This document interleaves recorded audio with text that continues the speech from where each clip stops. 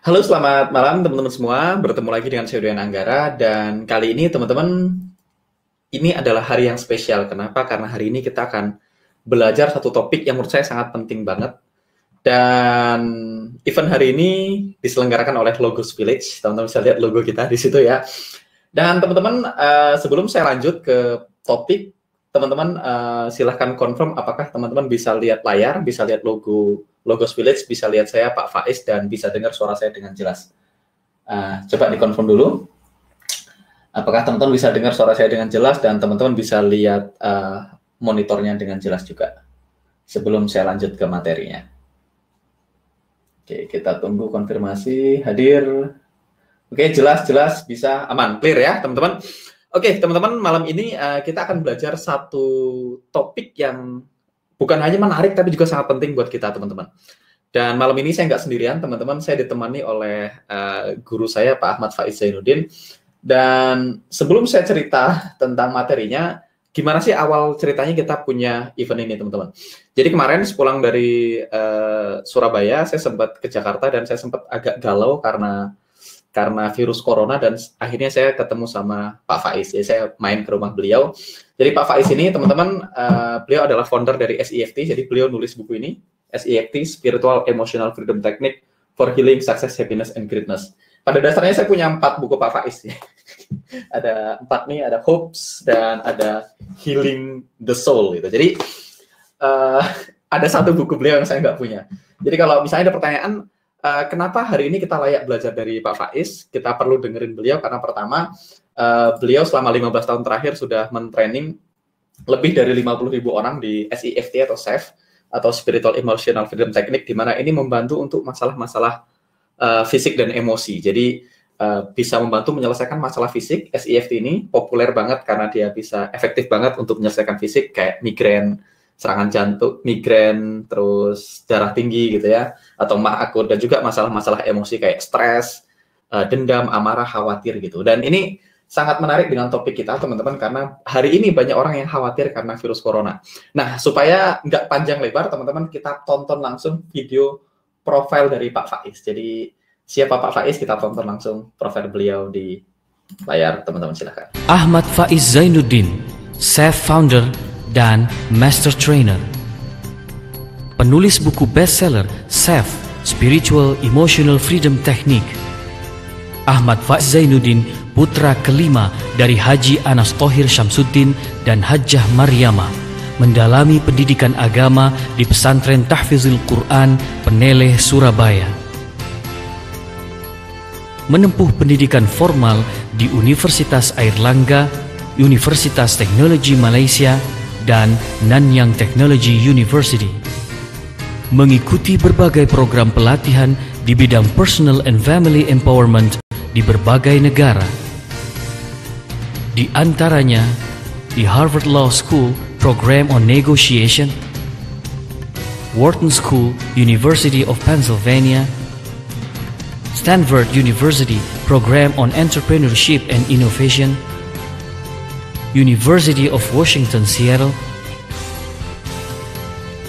University of British Columbia, Vancouver, Brigham Young University, Energy Psychology Conference,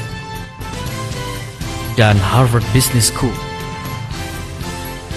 Belajar langsung dari ahlinya, dari Gary Craig, John Hartung, Steve Wells, Joseph Buan, Carol Saito, Dr. Christine Carter, Professor Jekyll Keltner, Dr. John Gottman, Dr. Adam Grant, Dr. Michael Galvin, Dr. Eben Alexander, dan Dr. David Feinstein.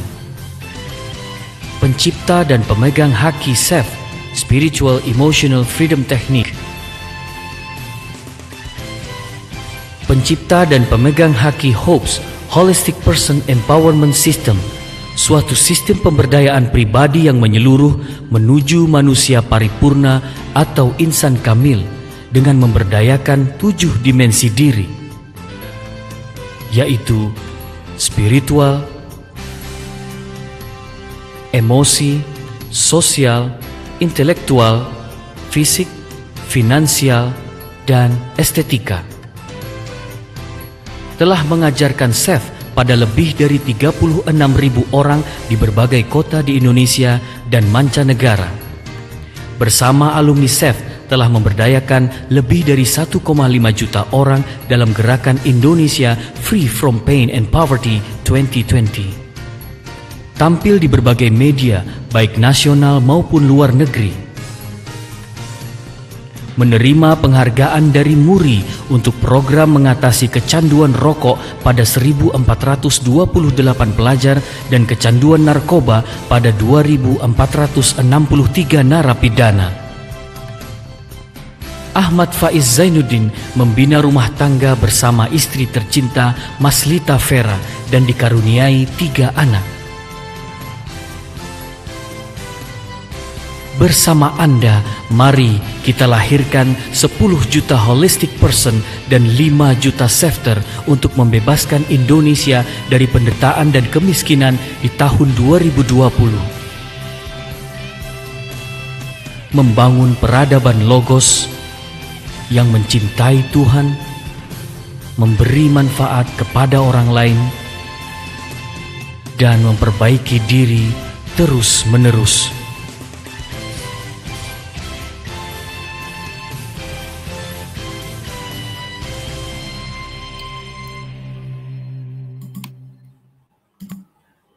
Oke, teman-teman, sekarang saya sudah tersambung sama Pak Faiz. Pak Faiz, selamat malam. Selamat malam, Mas. Assalamualaikum warahmatullahi wabarakatuh, kawan-kawan. Waalaikumsalam warahmatullahi wabarakatuh. Ya, jadi teman-teman, ya. Pak Faiz ini salah satu orang yang freak dalam belajar ya. Beliau tadi lihat semua kampusnya banyak banget. Saya termasuk orang yang freak dalam belajar, tapi kalau ketemu Pak Faiz nyerah ini. Banyakan dia bukunya. Kemarin kalau lihat teman-teman bukunya di belakang itu ada 3 lemari. Dan ada kampus yang nggak muncul di video tadi nggak, Pak? Ada, terakhir kan saya kuliah MBA di Warwick University di UK, terus dapat beasiswa ke Amerika di mana? Indiana University di Kelley Business School. Oh, itu belum diupdate tadi ya? Itu sama ada ada belum diupdate videonya. Tadi saya lihat di situ ada 36.000, sekarang alumni SEF udah 50.000 dan sudah membantu lebih dari 3 juta orang. Nah, untuk membebaskan Indonesia dari apa? Pain and poverty dan kemiskinan di 2020. Oke, teman-teman, saya akan lebih banyak diam dan belajar nanti, teman-teman.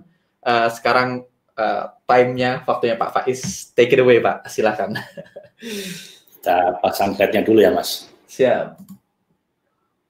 Silakan, Mas, tampilkan dulu slide-nya. Oke. Baik, kawan-kawan, saya ulang lagi. Assalamualaikum warahmatullahi wabarakatuh. Waalaikumsalam warahmatullahi wabarakatuh. Keselamatan dunia akhirat, rahmat dan kasih sayang Tuhan, serta berkah, rezeki dan keluarga Anda semua, kawan-kawan. Hari ini saya akan sampaikan sesuatu materi yang sangat penting, Bapak Ibu, kawan-kawan sekalian. Judulnya adalah Kebal Corona dengan SEF. Mohon jangan salah paham, kebal ini bukan kemudian seperti kebal bacok atau kebal ditembak, begitu enggak. Tapi singkatan dari kuatkan emosi, body, dan spiritual. 3 dimensi diri kita ini kita kuatkan untuk lawan corona dengan menggunakan metode SEF. Kalau kawan-kawan menyimak ini sampai selesai, kira-kira 1 jam, mudah-mudahan kita akan berikan manfaat yang besar buat kawan-kawan sekalian. Kenapa? Karena kita tahu semua, sekarang ini kita sedang punya masalah besar. Bukan hanya kita, saya dan Anda, tapi miliaran orang di dunia ini sedang mengalami masalah yang besar. Dan ini perlu kita pelajari, kenapa? Karena masalah kita semua saat ini ada 3 paling tidak. Yang pertama, wabah corona ini telah bikin banyak orang memiliki sindrom kekacauan emosi. Saya menyebutnya bung botak. Bung botak singkatan dari bingung harus melakukan apa, mengapa begini cepat masalahnya. Kemudian bosan karena menjadi tahanan rumah di rumah masing-masing. Kemudian takut kena virus, takut macam-macam. Kemudian panik sampai panic buying dan seterusnya. Kemudian khawatir ini sampai kapan, masa depan kita bagaimana. Jadi 5 virus emosi ini telah menjangkiti jutaan orang, jangan-jangan termasuk Anda sekalian, kawan-kawan. Walaupun virusnya belum kena ke kita. Jadi virus coronanya belum kena, udah kena virus emosinya dulu, dan ini bisa sangat berbahaya. Kemudian yang kedua, kalau kita terkena sindrom ini kita bisa mengalami psikosomatis, di mana virusnya belum kena ke kita udah sakit duluan. Saya dengar banyak laporan, banyak orang batuk dikit udah panik, kemudian bahkan bangun tidur udah pusing, udah meriang, padahal belum kena virusnya, udah ngalami psikosomatis gara-gara bung botak tadi itu. Dan yang lebih gawat lagi, nanti kalau benar-benar tertular, itu jadi sulit recover. Jadi sulit untuk sembuh karena imunitas tubuhnya sangat turun drastis. Karena disebabkan oleh stres tadi, salah satunya bisa jadi. Iya, karena disebabkan oleh kekacauan emosi tadi itu. Nah, saya ingin memberikan solusi. Kenapa? Karena kita udah pengalaman selama 15 tahun terakhir untuk memberikan solusi semacam ini pada 55.000 orang lebih. Oh ya, 50.000 orang itu saya kasih tugas untuk membantu paling tidak 50 masing-masing, jadi hampir 3 juta orang yang telah kita bantu. Oh ya, teman-teman, saya potong dikit Pak. Nanti kalau teman-teman stay sampai di akhir, teman-teman akan dapat satu teknik yang langsung bisa kita praktekkan ya. Jadi teman-teman akan dapat alasan ilmiah kenapa kita melakukan ini, dan juga teman-teman akan dapat satu teknik yang teman-teman bisa langsung praktekkan malam ini juga. Jadi pastikan teman-teman stay sampai di akhir. Di luar kita punya special offer buat teman-teman, special bonus. Benar, karena kami ingin memberikan value yang terbesar buat Anda sekalian yang mau punya waktu untuk bergabung dengan kita saat ini. Pastikan sampai terakhir, karena saya terakhir nanti akan memberikan satu teknik yang saya pelajari dari UC Berkeley, yang insya Allah malam ini juga bisa Anda praktekkan dan langsung dapat hasilnya. Betul. Untuk Anda dan keluarga Anda. Dan tekniknya mahal dulu belajarnya Pak ya? Oh, mahal, jauh, dan susah belajarnya Mas. Betul, siap. Tiketnya saya harus, waduh. Ya susah lah pokoknya. Oke, lanjut. Anda tinggal gampangnya ini. Jadi solusi yang kami berikan ini Bapak Ibu sekalian adalah solusi untuk mengusir sindrom kekacauan emosi tadi itu, sehingga Anda kebal. Kebal dalam arti kuat emosinya, kuat bodinya, dan kuat spiritualnya untuk melawan tidak hanya corona tapi juga virus emosi tadi. Lalu yang kedua, hasil yang bisa Anda dapatkan adalah Anda hati jauh lebih tenang, lebih damai, lebih bahagia, sehingga nggak perlu menderita. Nggak perlu menderita saat belum kena. Banyak orang udah menderita duluan baru belum kena. Jadi Anda nggak perlu menderita. Bahkan kalaupun suatu hari nanti, naudzubillah, semoga tidak, amit-amit, Anda nggak kena. Tapi kalaupun kena, itu recovery-nya akan jauh lebih cepat. Betul. Karena imunitas tubuh kita akan meningkat drastis. Dan emosinya lebih stabil, jadi recovery-nya lebih cepat. Benar Mas, benar. Akan lebih cepat recovery-nya. Dan terakhir, sebagai bonus, kalau Anda orang yang spiritual akan jauh lebih kaya secara spiritual, dan ibadah akan jauh lebih nikmat kalau Anda praktekkan teknik-teknik ini. Karena saya menggabungkan 3 hal sebenarnya dalam teknik ini, Mas. Yang pertama adalah ilmiah, saya pastikan ini ada landasan ilmiahnya. Yang kedua ilahiyah, ada landasan spiritualnya. Dan terakhir yang praktis bisa dipraktekkan oleh orang awam sekalipun. Baik, mengapa sih kita lakukan ini? Webinar yang akan kita tambahkan dengan mentoring selama 14 hari. Yang pertama, karena webinar seperti ini akan memberikan pengetahuan dasar pada kita semua, plus apa yang harus dipraktekkan. Dan tadi sudah saya sampaikan, bisa Anda praktekkan malam ini juga langsung, kalau Anda ikuti sampai terakhir. Yang kedua, kalau Anda juga lanjut sampai mentoring 14 hari, kita ingin memastikan tidak hanya pengetahuan, tapi juga Anda praktekkan dengan benar dan disiplin selama 14 hari. Sehingga dapat benar-benar dapat hasil, dapat result. Dan ini jangan khawatir, dipandu dan dikawal oleh para senior trainer kita. Jadi saya, kita pengennya bukan hanya belajar, tapi juga bertransformasi, gitu kira-kira Pak ya. Nah, walaupun hari ini teman-teman ikut webinarnya aja pun udah belajar sesuatu yang saya yakin pasti bermanfaat dan dapat ilmu yang akan dipraktekkan juga malam ini juga. Insya Allah. Karena belum seminggu yang lalu kita webinar kan dihadiri berapa? 800 orang yang live, yang itu rekamannya sampai 1.600 orang. Dan itu kita dapat banyak testimoni, bahkan webinarnya aja udah membuat mereka jauh lebih tenang. Betul. Baik, kawan-kawan, kita masuk ke materinya. Saya kasih satu filosofi dulu tentang bagaimana memenangkan sebuah peperangan, termasuk pada corona ini. Kata ahli perang Sun Tzu, dia bilang kalau Anda ingin menang, status pertempuran, Anda harus pahami musuh Anda dan pahami diri Anda. Itu udah kunci. Dua-duanya sudah pahami. Baru setelah itu bisa Anda taklukkan musuhnya. Karena itu kita punya 3 langkah untuk menang perang lawan corona. Yaitu pahami dan lemahkan musuh kita, yaitu corona. Yang kedua, pahami dan kuatkan diri kita di 3 dimensi, emosi, body, dan spiritual. Baru yang terakhir kita taklukkan dengan teknik-teknik yang spesifik. Itu 3 strategi perang kita ya. Oke. Nah, sekarang kita masuk ke yang pertama, Mas dan kawan-kawan sekalian, yaitu pahami dan lemahkan musuh kita. Bagaimana cara memahami dan melemahkan musuh? Ini rangkuman yang ingin saya sampaikan.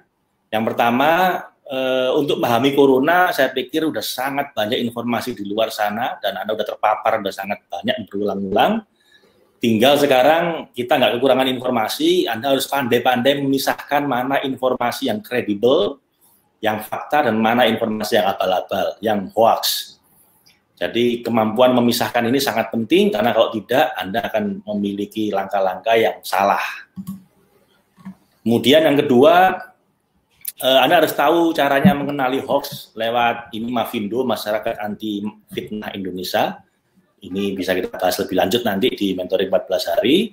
Kemudian Anda bisa cari di Google juga tentang hoax ini, caranya juga kita sampaikan nanti. Kemudian Anda juga harus waspada dengan Dunning-Kruger effect, yaitu orang-orang yang merasa ahlinya ahli padahal awam. Mereka ini seringkali berbicara. Nah, orang yang berbicaranya jauh lebih keras padahal nggak ada isinya. Sementara yang ahli beneran sangat berhati-hati ketika berbicara. Jadi Anda lihat aja, kalau ahli beneran biasanya sangat berhati-hati ngomongnya. Sementara kalau orang awam merasa ahlinya ahli, ngomongnya sembarangan. Dan terakhir, Anda harus tahu 5 serangkai pencegah penularan. Ini saya pikir cepat saja. Kenapa Anda sudah sering banyak dapat di medsos, di TV, dan di tempat-tempat lain, yaitu 5 serangkai pencegah penularan. Ini cuci tangan, ada 6 langkah. Anda lihat banyak informasinya di media sosial. Pakai masker, nggak sembarang pakai, tapi pakainya harus benar. Kemudian social distancing, ini juga sedang kita praktekkan sekarang, bekerja di rumah, belajar di rumah. Kemudian desinfeksi, ini kalau permukaan-permukaan yang sempat kita sentuh dibersihkan dengan desinfektan supaya tidak hidup di situ virusnya. Misalnya tangga, tombol lift itu perlu didesinfeksi. Dan terakhir yang kelima ini yang mungkin banyak orang lupa, betul, yaitu pisahkan manula dan orang yang telah punya sakit bawaan. Ini jauh lebih penting dibanding jarak sosial sendiri. Betul. Karena kalau orang sehat, walaupun kena itu biasanya potensi recovery-nya tinggi, Pak. Bener, 80% recover. Tapi kalau udah kena manula sama orang itu udah punya sakit bawaan, nah ini yang bahaya. Jadi pastikan kawan-kawan Anda punya manula atau kakek, nenek, kalau Anda sayang sama mereka, mohon diisolasi dengan penuh kasih mereka di kamar dan sangat berhati-hati dalam berinteraksi dengan mereka.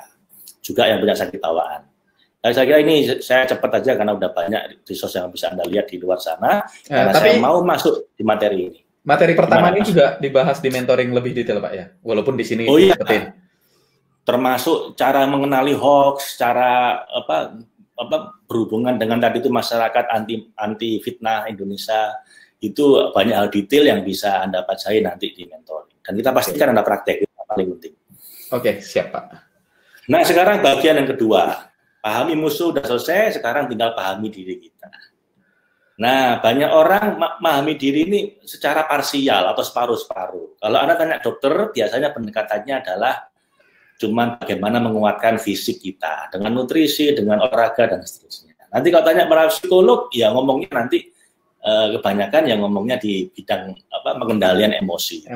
Kalau ustadz atau ahli agama biasanya seputar doa, kuatkan spiritualitas, puasa dan begitu. Nah, jarang yang ngomong secara holistik atau keseluruhan. Betul. Nah, saya ingin menyampaikan kawan-kawan, kalau Anda mau pahami kuatkan diri Anda, paling tidak Anda harus kuatkan di 3 dimensi. 3 dimensi diri kita ini seperti trisula, seperti senjata 3 serangkai untuk melawan corona. Maka judulnya kebal, kuatkan emosi, body, spiritual. Ya. Kalau kurang satu nanti nggak lengkap, nggak jadi kebal, nanti atau cuma bal gitu ya.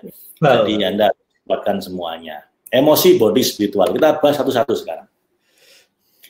Prosedur kuatkan emosi atau psikologis. Nah, ini ada banyak cara, kawan. Ada tanya psikolog, bisa macam-macam jawabannya. Saya akan ngambil angle yang berbeda mungkin. Dua hal yang mungkin akan shocking bagi Anda, karena ini dua hal mungkin jarang orang membicarakan. Yang pertama tentang stress belief, yang bisa membunuh kita. Kemudian yang kedua, near-death experience. Pengalaman dari orang yang sudah hampir meninggal, tiba-tiba sembuh spontan. Apa rahasia mereka, kita bahas sekarang. Nah, ini saya akan sampaikan tentang stres yang berbahaya dan stres yang bersahabat. Hati-hati, tidak semua stres berbahaya. Jadi stres bisa sangat baik buat kita, asal Anda tahu bagaimana membedakan. Nah, ini kita belajar dari seorang pakar dari Stanford University, pakar stres yang telah mengajarkan stres selama 10 tahun lebih, namanya Kelly McGonigal. Seperti apa yang disampaikan oleh Mbak Kelly ini, mungkin bisa diundang beliau, Mas, ke ruangan kita ini. Ya, untuk menghormati teman-teman, kita datangkan langsung Mbak Kelly McGonigal jauh-jauh dari Stanford. Kita sudah terhubung sama beliau. Silakan Mbak Kelly. Let me start with the study that made me rethink my whole approach to stress. This study tracked 30,000 adults in the United States for 8 years. And they started by asking people, how much stress have you experienced in the last year? They also asked, do you believe that stress is harmful for your health? And then they used public death records to find out who died. Okay, some bad news first. People who experienced a lot of stress in the previous year had a 43% increased risk of dying. But that was only true for the people who also believed that stress is harmful for your health. People who experienced a lot of stress but did not view stress as harmful were no more likely to die. In fact, they had the lowest risk of dying of anyone in the study, including people who had relatively little stress. Now, the researchers estimated that over the 8 years they were tracking deaths, 182,000 Americans died prematurely, not from stress, but from the belief that stress is bad for you. That is over 20,000 deaths a year. Now, if that estimate is correct, that would make believing stress is bad for you the 15th largest cause of death in the United States last year, killing more people.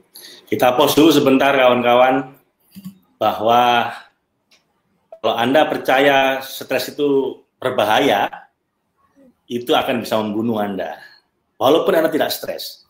Sementara kalau Anda percaya bahwa stres itu adalah normal, adalah bagian dari kehidupan, bahwa hidup itu kadang enak, kadang nggak enak, kadang ada krisis kayak gini, kadang semua serba nyaman, semua normal ya. Orang India bilang kabikushi, kabigem, sometimes bad, sometimes good, katanya filmnya Amitabh Bachchan itu ya. Itu stres pun Anda nggak akan berbahaya buat Anda.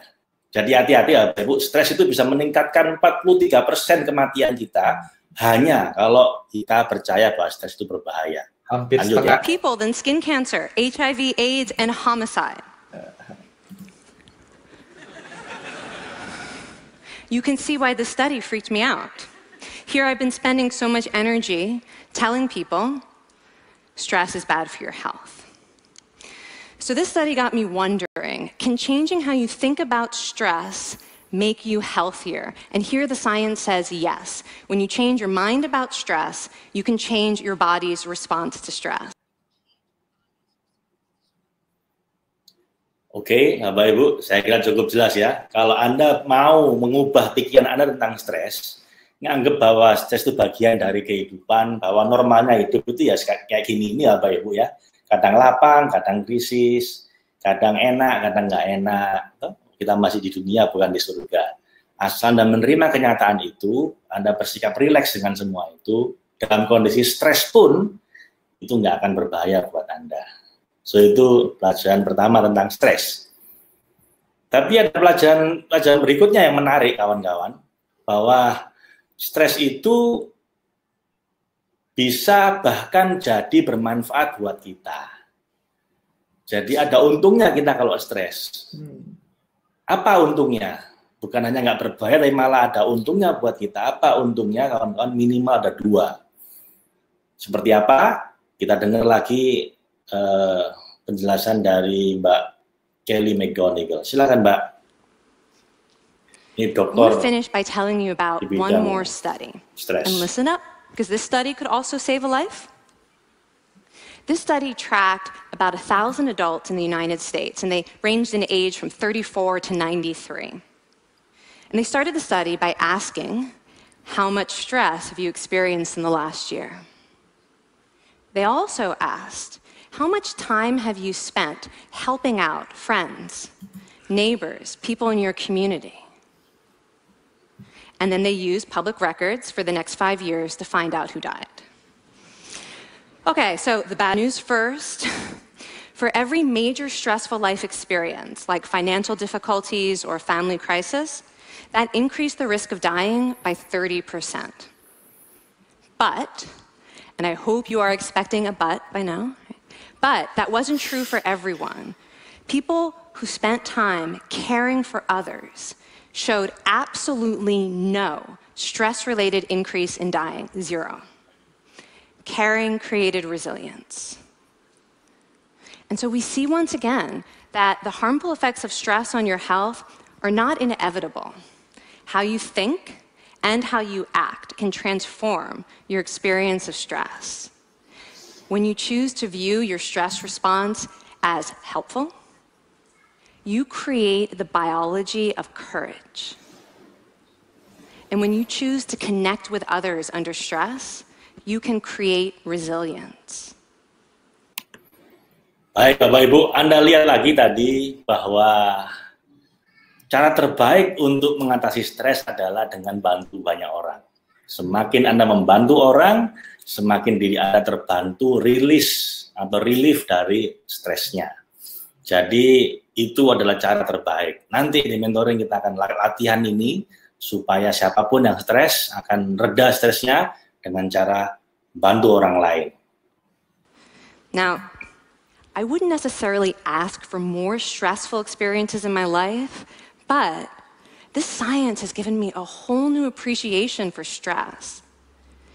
Stress gives us access to our hearts.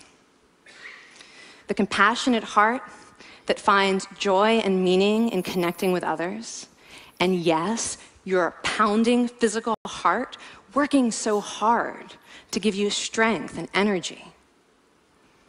And when you choose to view stress in this way, you're not just getting better at stress, you're actually making a pretty profound statement. You're saying that you can trust yourself to handle life's challenges. And you're remembering that you don't have to face them alone. Thank you. Ini ada satu lagi yang mau disampaikan dia, Bapak Ibu. Sangat penting juga. Stay tuned. I mean, this is kind of amazing what you're telling us. It seems amazing to me that a belief about stress can make so much difference to someone's life expectancy.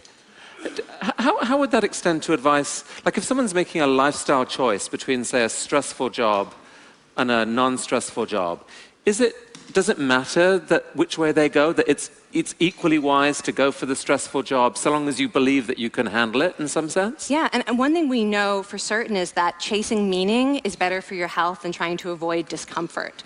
And so I would say that's really the best way to make decisions, is go after what it is that creates meaning in your life and then trust yourself to handle the stress that follows. Thank you so much, Kelly. Thank you. It's really cool. So, Bapak Ibu, itu menarik sekali. Tadi dikatakan sama dia bahwa kalau Anda harus memilih antara pekerjaan yang stresnya tinggi, tapi sangat bermakna, misalnya bermakna untuk bantu banyak orang, bermakna sekali karena mungkin mendekatkan Anda pada Tuhan, sama pekerjaan yang rileks, nyantai, tapi nggak bermakna. Kira-kira mana yang lebih baik untuk kesehatan Anda? Dia bilang tadi bahwa menurut penelitian, akan jauh lebih sehat Anda ambil pekerjaan yang walaupun banyak stresnya, tapi itu sangat bermakna buat Anda. Karena memiliki meaning of life itu salah satu cara untuk hidup lebih lama dan lebih bahagia. Dulu saya belajar dari logo terapi dari Viktor E. Frankl, ditegaskan lagi sama Kelly McGonigal tadi. So pilihlah pekerjaan yang bermakna walaupun mungkin stresnya banyak, daripada pekerjaan yang tidak bermakna walaupun nyantai-nyantai saja. Oke, Bapak Ibu. Nah, sekarang yang kedua, poin kedua yang saya sampaikan supaya kita kuat emosinya selain stress belief dan bantu orang tadi, ini pengalaman yang sangat menarik dari Anita Murjani yang mengalami near death experience atau pengalaman hampir meninggal dunia, hampir mati. Ini orangnya, jadi dia ceritanya Bapak Ibu kena kanker selama 4 tahun, kemudian di tahun keempat dia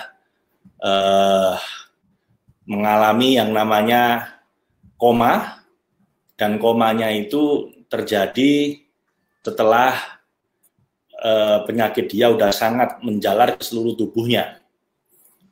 Jadi Anita Murjani sampai berat badannya tinggal 40 kg, hanya tinggal tulang berbalut kulit, karena tumor sebesar buah lemon telah menjalar di tulang tengkorak hingga tulang pinggulnya. Otak paru-parunya dipenuhi cairan, dan tanggal 2 Februari 2006 dia koma setelah 4 tahun kena kanker.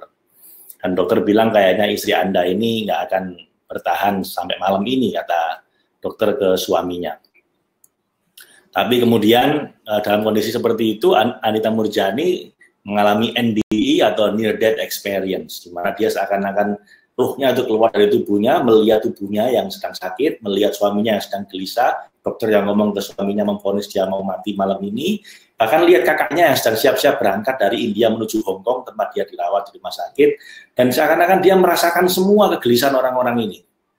Tapi herannya dia sendiri merasakan sangat damai, dan dia ketemu dengan almarhum ayahnya yang sudah meninggal dan sahabatnya namanya, kalau saya nggak salah, Sony, yang meninggal 3 tahun sebelumnya karena sakit kanker. Dan dia bilang ke mereka, kok saya justru malah merasakan enak ya di sini dibanding di badan saya yang sedang sakit itu. Kata ayahnya, ya sudah kamu pilih aja, kamu pilih ikut aku atau kembali ke tubuhmu. Dan dia bilang, waduh sebenarnya enak di sini ya, di tubuh saya kan penuh dengan penyakit, saya ngerepoti banyak orang gitu.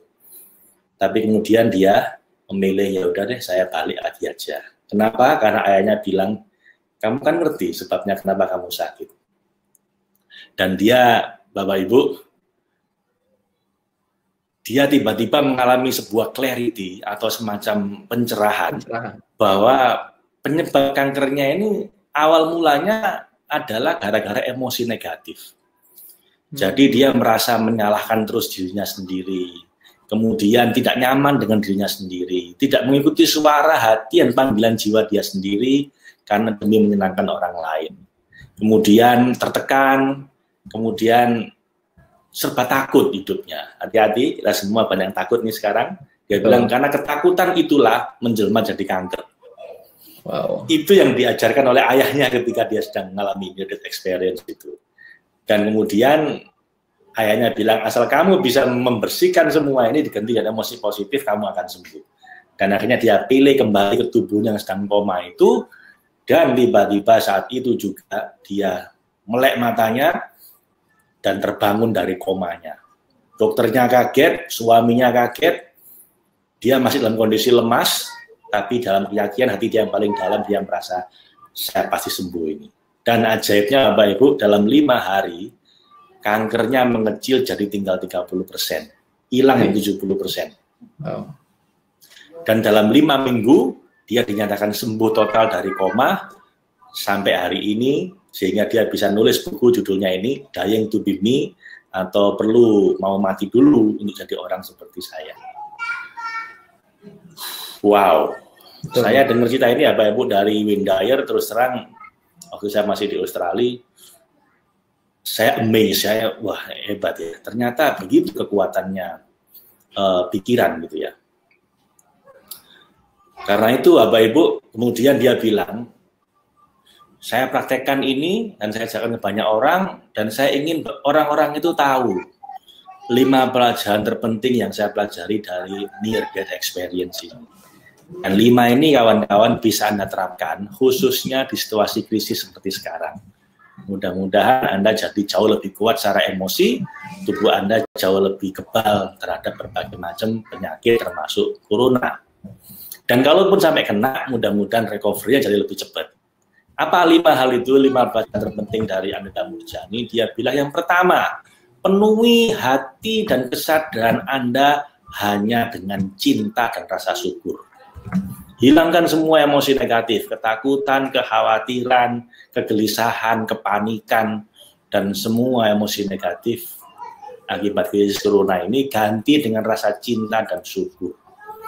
Kita masih diizinkan bernafas hari ini, Bapak Ibu, itu sudah sebuah karunia yang sangat besar. Kalau Tuhan mau mematikan kita, nggak nunggu ada corona, kita udah mati.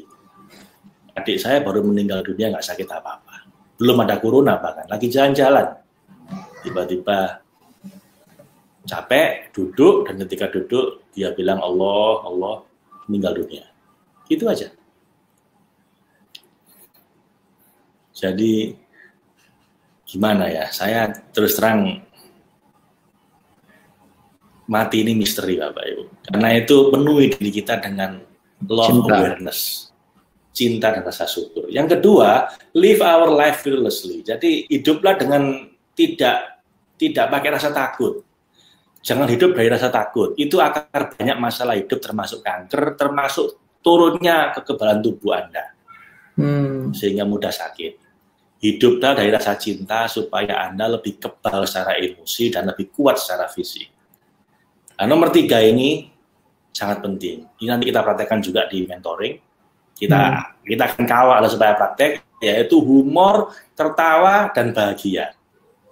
Nah, ini penting. Nah, di situasi kayak gini, pasti kebanyakan orang hawanya itu gloomy. Atau apa gloomy itu, Mas ya? Aduh, nggak tahu. Saya tahunya lagu Gloomy Sunday itu, Pak. Apa? Murung, sedih, feel blue, gitu kan? Tidak perlu, kawan-kawan. Oke lah kalau misalnya Anda pilih, tapi kan ini sepertinya hukuman dari Tuhan, Pak. Jadi kita harus mawas diri, kita harus banyak sholat tobat, kita minta maaf, istighfar. Boleh? Lakukan itu di malam hari. Lakukan itu di malam hari, menangis jadi-jadinya, sujudlah, istighfar banyak-banyak ketika malam hari sama Allah. Tapi kan Anda nggak sepanjang hari kayak gitu, Bapak Ibu.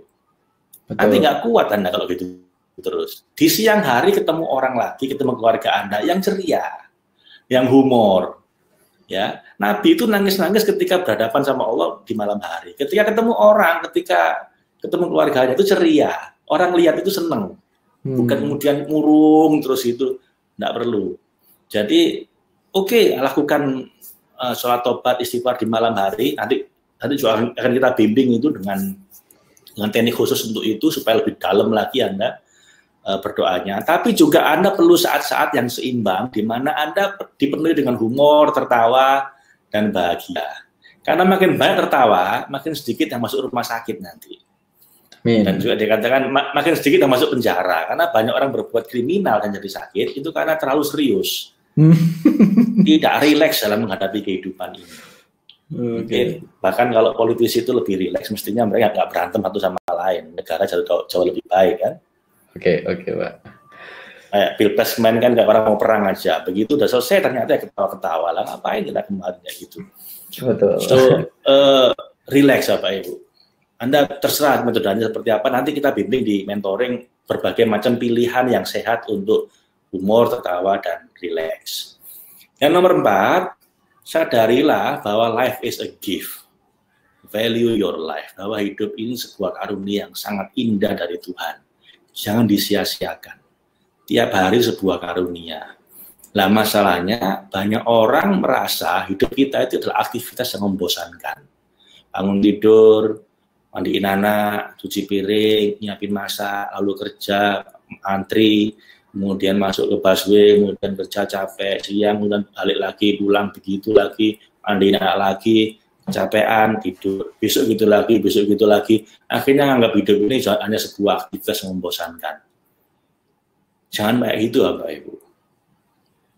Dia bilang, gara-gara saya merasa kayak begitu, saya kena kanker. Yang hampir membunuh saya bukan kankernya, tapi yang saya menyikapi hidup dengan cara seperti itu, kata Anita Murjani. Terus bagaimana? Ya setiap melek mata, syukurilah. Syukurilah kita bisa melek mata. Kita nggak bablas kemudian dari mati kecil tidur menjadi mati beneran. Kalau saya Bapak Ibu, asal kita masih boleh bernafas dan boleh bersujud, masih sangat layak untuk bersyukur apapun masalahnya. Nah, cuman ini kan nggak gampang bagi banyak orang. Karena itu perlu dilatih, Pak ya.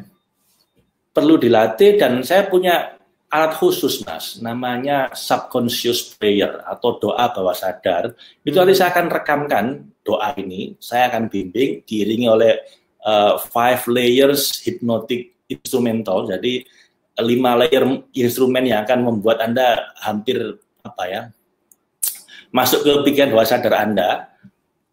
Doa-doa yang akan membuat Anda jauh lebih tenang, lebih damai, lebih penuh cinta, lebih penuh kepasrahan pada Tuhan ketika mau tidur.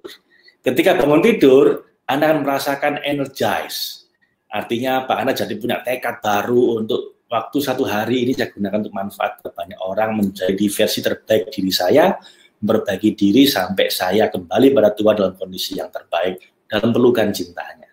Amin. Itu Anda tinggal tidur aja, Anda tinggal diem saja, nanti saya yang ngomongin Anda selama 5-20 menit, akan kita program ke bawah sadar Anda sebelum tidur dan mau tidur. Dan bangun tidur. Itu jadi benar, Mas. Karena itu adalah saat-saat pikiran kita reprogramming, di reset kalau komputer itu. Itu akan kita kasih bonusnya nanti bagi kawan-kawan yang ikut mentoring 14 hari. Oke. Yang kelima, yang terakhir, always be yourself. Jadilah diri Anda sendiri. Rangkullah keunikan Anda. Jangan memaksakan diri jadi orang lain. Cintai diri Anda tanpa syarat. Jadilah versi terbaik diri Anda. Itu pesan dari Anita Murjani. Dan saya pikir Bapak Ibu, kita nggak perlu hampir mati dulu, kena koma, atau kena kanker untuk menyadari 5 hal ini. Betul. Jadi gunakan pengalaman orang lain untuk tempat belajar, nggak perlu ngalami sendiri. 5 hal itu aja udah mahal banget Pak ya, karena kosnya hampir mati soalnya untuk bisa dapat 5 hal tadi. Dan ratusan juta karena perawatan kanker, Mas. Betul. Oke. Baik, nah ini kesimpulan 3, saya ambil 3 yang paling penting, kawan-kawan, dari pelajaran stres dan Kelly McGonigal dan Near Death Experience Anita Murjani, yaitu 3 hal. Yang pertama, stress is okay. Kawan-kawan, enggak apa-apa. Nah sekarang ngalami bosen, takut, khawatir, panik, stres, enggak masalah. Itu part of life. Asal jangan percaya bahwa ini berbahaya buat Anda, stresnya itu. Jadi anggap aja itu bagian dari kehidupan. Betul. Dan yang penting juga, temukan cara efektif untuk mengendalikan stres. Tadi itu membantu orang lain. Baik dengan orang lain, bantu orang lain. Dan satu lagi, Mas, nanti kita berikan di mentoring, yaitu olahraga. Olahraga. Nah, itu namanya the instant stress reliever. Jadi kalau Anda ingin istilahnya emotional booster yang paling cepat, yaitu olahraga. Nah, olahraga seperti apa yang cocok? Nah, ini Mas Angga jagonya itu. Nanti kita berikan di mentoring. Dan kita kawal Anda supaya melakukan terus, karena kadang-kadang bukan karena kita nggak tahu, Mas, cuma ada pengawalnya aja loh. Nggak ada yang maksa untuk berbuat olahraga itu sehingga kita nggak lakukan olahraga. Di mentoring kita pastikan Anda praktek. Betul.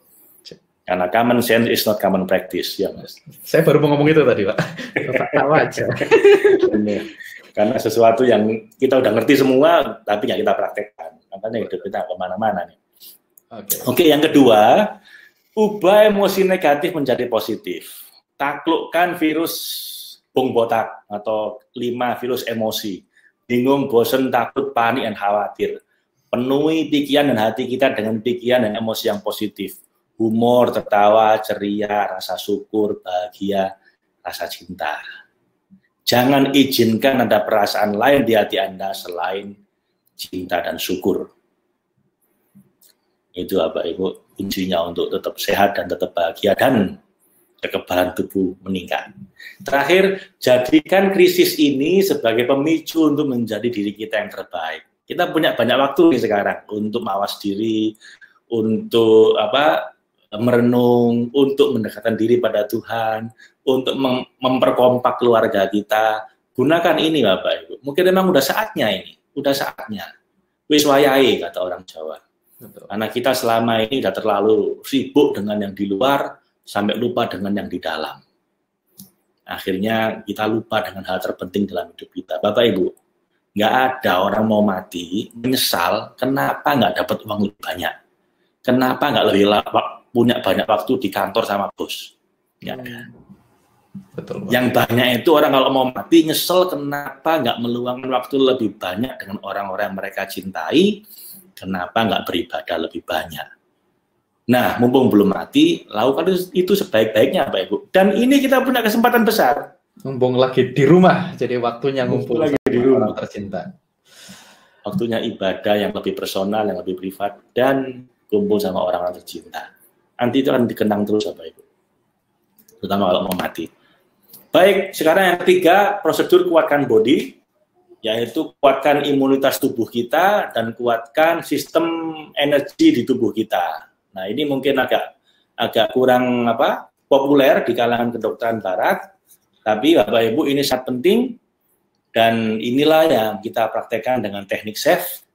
Nah, cuman kalau saya mau ngajarkan teknik SAFE ini waktunya nggak akan cukup dan juga forumnya nggak tepat. Tuh, karena belajar setengah-setengah nanti berbahaya justru, Pak. Little bit learning is dangerous, Bapak Ibu. Jadi ini akan kita ajarkan khusus nanti di mentoring 14 hari. Dan Anda nggak akan sendirian, saya sendiri yang ngajari Anda. Dan yang paling penting akan didampingi oleh para senior trainer dan professional safety setiap hari ketika Anda praktek. Nah, itu yang paling penting. Jadi ini tadi goals-nya dua tadi, Pak, ya. Meningkatkan sistem imun sama body energy system. Nanti saya ceritakan itu metode kedokteran timur. Jadi gini, saya sedikit ya. Kedokteran barat itu yang diteliti cuman sisi materi dari tubuh kita. Betul. Which is good, itu bagus dan sangat bermanfaat telah membantu umat manusia selama 200 tahun terakhir. Tapi harus diingat, ada yang jauh lebih tua dibanding itu, yaitu kedokteran timur yang umurnya ada 5.000 tahun. Oke. Nah, kedokteran barat karena percaya cuma materi yang bisa dipegang, ada positivisme yang bisa diteliti secara langsung, maka metodenya adalah kalau orang sakit, ya cuma dua kemungkinannya. Ada ketidakseimbangan, imbalance of hormonal, jadi ada sistem hormon kita nggak seimbang, atau yang kedua kegagalan organ tubuh kita. Jadi kayak kena corona ini gara-gara virus, kemudian akhirnya nyerang organ sekitar kerongkongan, paru-paru dan seterusnya. Hormon tubuh kita jadi nggak seimbang, terjadilah sakit seperti itu. Obatnya cuma dua, repair or replace. Diperbaiki dengan cara apa? Ngasih cairan kimia lain, atau vaksin, obat, ramuan herbal, atau nutrisi, atau suntik. Pokoknya masukkan cairan kimia lain agar keseimbangan hormon tadi itu bisa balik normal. Atau kalau nggak bisa, organ tubuhnya diganti. Kalau ada masalah organ tubuhnya, replace. Transplantasi. Nah, livernya diganti atau jantungnya dipasang jantung yang lain dan seterusnya. Itu bagus, Bapak Ibu, bermanfaat sangat besar. Nah, tapi this is not the whole story. Tapi itu nggak semuanya hanya itu, Bapak Ibu. Di kedokteran timur di cover hal yang lain. Apa? Yaitu sistem energi tubuh kita. Di mana di India dibilang cakra, di Cina dibilang dari meridian dan seterusnya. Dan itu dia bilang kalau kita sakit itu selain materinya terganggu, fisik kita terganggu, tapi yang terganggu juga adalah body's energy system terdisrupsi. Nah, caranya bagaimana untuk mengembalikan energi sistem itu? Distimulasi. Caranya stimulasi bagaimana? Tergantung madhabnya. Kalau Anda madhab India pakai moksa, digosok-gosok pakai herbal yang dibakar. Anda madhab Cina yang pakai Jarum. Jarum pakai akupunktur. Kalau Anda pakai madhab Arab pakai bekam, diambil darahnya dan seterusnya. Jadi ada banyak cara. Dan di SAFE itu pakai cara yang mirip dengan kedokteran Cina, cuman nggak pakai jarum. Cuman pakai jari aja di tapping di titik akupunktur. Dan kalau di akupunktur hanya untuk masalah fisik kebanyakan, di SAFE kita juga gunakan tidak hanya fisik tapi juga emosi. Berarti bagus untuk fisik dan emosi sekaligus gitu ya. Fisik maupun emosi sekaligus, Mas. Makanya namanya dan spiritual emotional freedom teknik untuk kita bebas dari masalah-masalah emosi sehingga secara spiritual lebih tercerahkan, secara fisik lebih sehat. Makanya singkatannya SAFE. Ya. Nah, tapi itu caranya agak panjang, harus saya demokan dan Anda harus praktek, lalu kita awasi, lalu Anda praktekkan lagi, kita kasih feedback. Nah, itu butuh 14 hari saya untuk bimbing Anda itu Bapak Ibu supaya benar-benar efektif, tidak malah berbahaya. Itu kita ajarkan di mentoring. Nah, berikutnya kawan-kawan, seperti apa chef ini mungkin bisa dijelaskan sedikit. Kita punya video, saya sudah rekaman supaya cepat. Ini landasannya ada dari 15 teknik ini, Bapak Ibu. Bapak Ibu, Anda mungkin bertanya bagaimana bisa teknik chef ini begitu sederhana tapi begitu efektif. So simple but so powerful. Mohon jangan salah paham Bapak Ibu, walaupun chef ini sangat sederhana, tapi sebenarnya di balik itu kita menggabungkan 15 macam teknik terapi. Sebelum saya menciptakan chef ini, Bapak Ibu, saya melakukan perjalanan intelektual selama 15 tahun lebih untuk belajar puluhan macam teknik terapi dan pengembangan diri. Dan semua itu akhirnya mengkristal dalam teknik chef ini, yang kemudian dalam kemasannya kita bikin itu begitu sederhana untuk orang awam sekalipun, tapi tetap begitu efektif untuk diterapkan pada berbagai macam masalah. Dan dalam chef ini Bapak Ibu, saya telah menggabungkan 15 macam teknik terapi. Di antaranya adalah, yang pertama adalah NLP, Neuro Linguistic Programming. Kemudian kita juga gunakan yang nomor 2 adalah Behavioral Therapy, yang dalam bentuk desensitisasi, terutama untuk masalah fobia dan trauma. Kemudian yang ketiga Bapak Ibu, kita gabungkan juga di teknik ini dengan teknik logoterapi dari Viktor Frankl, yaitu sebuah teknik untuk memberi makna dari penderitaan kita. Yang keempat, untuk menggali akar masalah, kita gunakan teknik namanya psikoanalisa dari Sigmund Freud. Kemudian yang kelima, untuk masalah-masalah yang berat, kita gunakan EMDR atau Eye Movement Desensitization Reprocessing. Dan juga kita gunakan nomor 6 Bapak Ibu adalah self hypnosis, Ericksonian hypnosis, sehingga Anda bisa melakukan menghipnosis diri Anda sendiri. Kemudian yang ketujuh, kita gunakan sugesti dan afirmasi untuk menginstal keyakinan-keyakinan positif dalam diri Anda, dalam alam bawah sadar Anda, untuk menggantikan alam bawah sadar yang negatif. Kemudian yang ke-8, kita gunakan visualisasi. Juga kita gunakan yang ke-9, gestalt terapi dari Fitzpaul dalam bentuk yang mild dan dalam bentuk yang ringan untuk efektivitas chef ini. Yang ke-10, kita juga gunakan transcendental meditation Bapak Ibu, jenis meditasi yang membuat kita menjadi tenang, menjadi damai, rileks, sehingga masalah kita bisa dengan mudah kita atasi. Yang ke-11 kita juga gunakan namanya Sedona Method. Ini sebuah teknik untuk melepaskan, let go your problems, let go your fear, let go your anxiety. Yang ke-12 kita gunakan provokatif terapi yang saya pelajari dari Steve Wells. Dan yang ke-13 kita gunakan energy terapi dalam bentuk emotional freedom technique atau EFT. Ini ada tapping-tappingnya untuk menyelaraskan energi di tubuh Anda. Dan kemudian nomor 14 kita gunakan powerful prayer atau spiritualitas, yaitu doa universal yang bisa Anda gunakan untuk mengatasi masalah-masalah Anda dengan cepat dengan melibatkan pertolongan dari Tuhan. Dan terakhir yang nomor 15 kita gunakan loving kindness terapi, yang terakhir baru saya pelajari dari seorang profesor dari University of California Berkeley, UC Berkeley, dari Profesor Decker Keltner, bagaimana kita dengan cinta dan kebaikan hati kita bisa membantu kesembuhan diri kita maupun membantu kesembuhan orang lain. Nah, Bapak Ibu, dengan 15 teknik terapi ini yang saya rangkum dari perjalanan intelektual saya ke Cina, ke Amerika, ke Kanada, ke India, ke Australia, ke Malaysia, dari 15 macam terapi yang sebenarnya sangat complicated, kita ramus demikian rupa sehingga mudah untuk Anda praktekkan dan tetap efektif untuk mengatasi masalah-masalah Anda.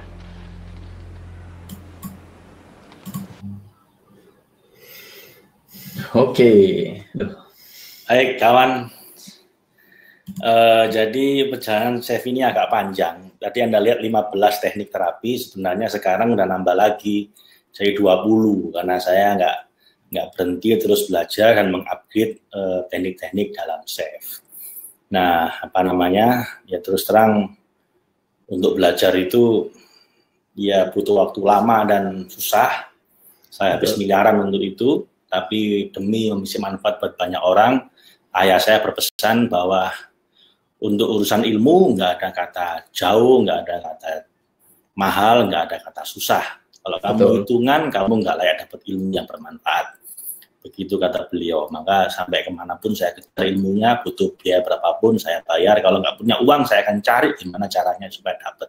Dan ajaibnya, Mbak Ibu, kalau tekadnya kuat, uang nggak pernah ada masalah. Betul. Saya dari keluarga yatim piatu, tapi kalau ada tekadnya kuat, biasanya akan ketemu jalannya. So, Bapak Ibu, itu Chef. Nanti kita akan bahas lebih detail di mentoring, dan itu kita akan kawal Anda selama 14 hari supaya benar-benar paham, benar-benar praktek, dan benar-benar dapat hasilnya. Karena itu yang paling penting. Bukan pengetahuannya yang penting, tapi prakteknya yang paling penting dan hasilnya supaya Anda benar-benar bisa kebal corona. So, sekarang kita yang terakhir dengan kuatkan spiritual atau agama.